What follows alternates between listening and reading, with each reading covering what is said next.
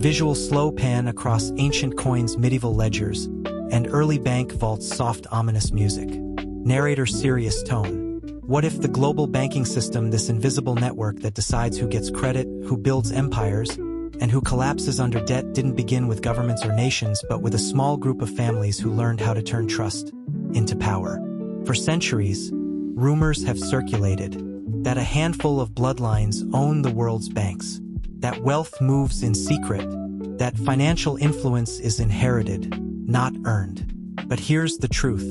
The real story is far more complicated and far more revealing, because while no family controls the world, a few dynasties did shape the foundations of modern finance in ways that still echo in today's digital economy. This is the secret history hidden behind wars, monarchies, revolutions, industrial booms, and global crashes. And it begins in a place you might never expect. Section 1, setting the stage: the world before banking families. Visual ancient marketplaces, caravans, coins being weighed. Before banking dynasties existed, wealth was simple. Gold, land, livestock, tangible, physical, slow.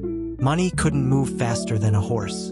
Loans depended on personal reputation. Wars were funded by kings begging merchants for credit. The early world had no Wall Street, no central banks, and no international transfer systems. But something was changing. Trade routes expanded. Cities grew. Empires wanted more wars, more roads, more ships, and they needed capital. Enter the merchants, the money changers, the early financiers. They weren't nobles. They weren't royals. They were families who understood something others didn't. Whoever controlled the flow of money controlled the possibilities of society. And from this moment, a new form of power was born. Section 2, origins: how banking dynasties emerged. 1. The Medici, the blueprint. Visual Florence, Renaissance paintings, Medici ledgers. In 14th century Florence, one family cracked the code. The Medici didn't just store money. They created a network of branches across Europe, allowing money to move without physically traveling. Their innovation: double-entry bookkeeping, a system that made financial operations scalable, trackable, and nearly impossible to cheat. Kings trusted them. Popes trusted them. At one point, the Medici were so powerful they produced 4 popes. But they didn't own the world. They simply built the first architecture of modern banking. 2. The Fuggers, the rise of financial influence. Visual German castles, ledgers stamped with the Fugger seal. In the 1500s, another family replaced the Medici, the Fugger family of Germany. They financed emperors, controlled mining operations, and became central to European geopolitics. Their most controversial act: funding the rise of the Habsburg Empire, the dynasty that ruled huge parts of Europe for centuries. For the first time, people began whispering, do these bankers decide who becomes king? But this era didn't last forever. Wars, inflation, and political revolts broke their dominance. Still, a pattern was emerging. Money families rise because they innovate and fall because the world changes. And then came the family most often mythologized today. Section 3, the rise: how financial networks replaced empires. 3. The Rothschilds, the first truly international banking network.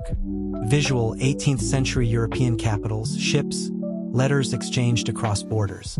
In the late 1700s and early 1800s, Europe was a storm of wars, revolutions, and shifting alliances. Most banks stayed local, but one family broke the mold. The Rothschild brothers created a 5-city banking network: London, Paris, Vienna, Naples, Frankfurt.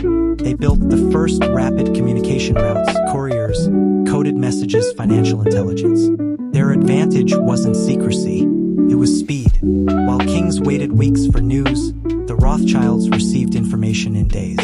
This let them fund railroads, industrial projects, governments rebuilding after wars, emerging international markets. Their innovation wasn't controlling money, it was connecting it. But myths grew mostly because they were extremely successful. They worked internationally. People feared what they didn't understand. Meanwhile, other families rose too. The Barings in Britain, the Morgans in America, the Rockefellers in oil and finance. these families owned world banks, but they did help define financial systems that still operate today. Section 4 Breaking Point. When old money met the modern world. Visual 20th century wars, factories, early skyscrapers. The early 1900s changed everything. 1. World War I and II. Governments needed unprecedented funding. Privately run banking houses were no longer enough. This led to the creation or strengthening of central banks. The Federal Reserve U.S. Bank of England reshaped. Banque de France. Reichsbank and successors. Power shifted from families to institutions, some public, some hybrid, some heavily influenced by governments. 2.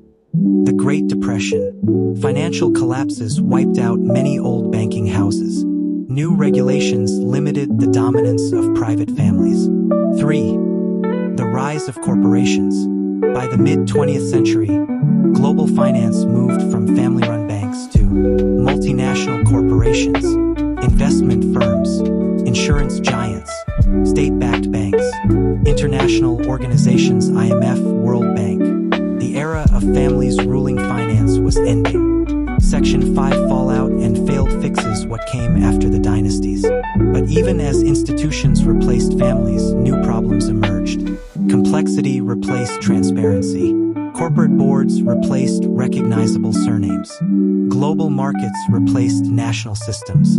People no longer trusted institutions because they couldn't see who was behind them. And into this distrust, conspiracy theories grew. Someone must be controlling everything. Money must lead back to a secret group.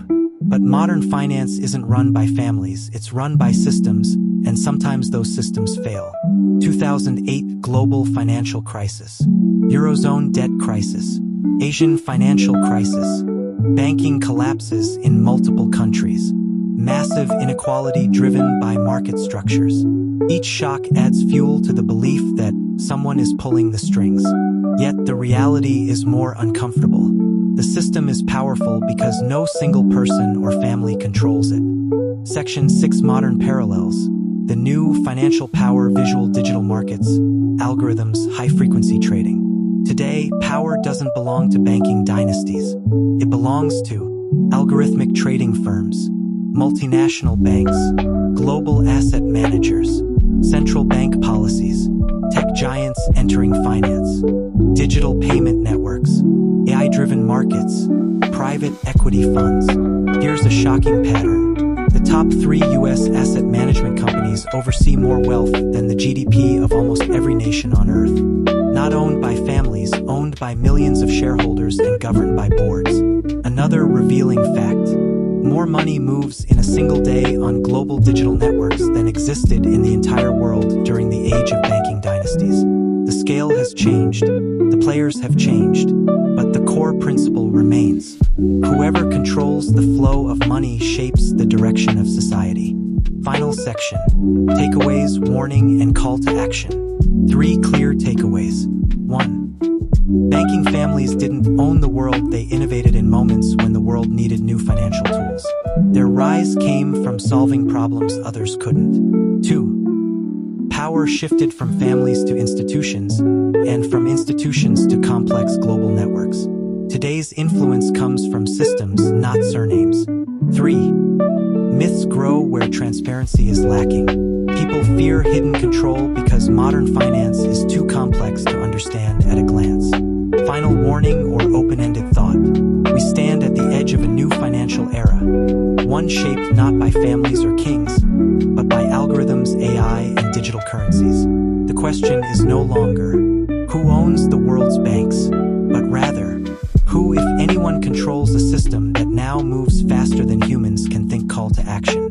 If you found this breakdown eye-opening, make sure to like, subscribe, and turn on notifications because we're diving deeper into the hidden history of money, power, and the systems that shape our world. And tell me in the comments which financial mystery should we decode next.